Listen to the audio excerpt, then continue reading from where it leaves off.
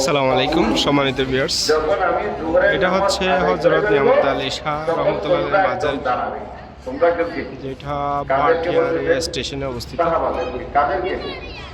তোমরা আমি যখন জোহরের নামাজ শেষ করে বলবো তখন তোমরা আমার সামনে আজকে বার্ষিক উরুস শরীফ উপলক্ষে এবং বলবে, দাঁড়িয়ে বলবে ইন্না নাস্তাইনু বিরাসূলিল্লাহ ওয়াল মুমিনিন ওয়াল মুসলিমিন বিআবনাইনা ওয়া নিসাইনা।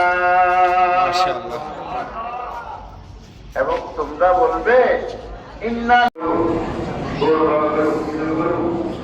আর তোমরা বলবে দাদা মনীষের কাছে বলবে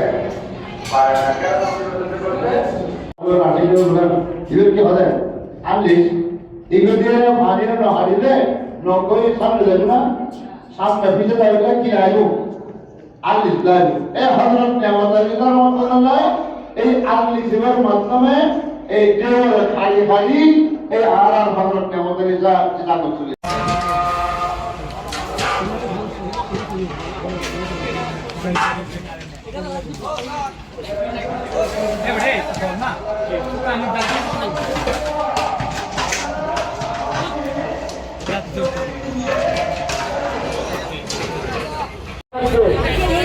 আর আল্লাহর কাছে তার জগতে আল্লাহর ওয়ালিয়া আসমানুল্লাহি বয়ানের কোরআনে বলেছে যদি আল্লাহ তাআলা পরিবর্তন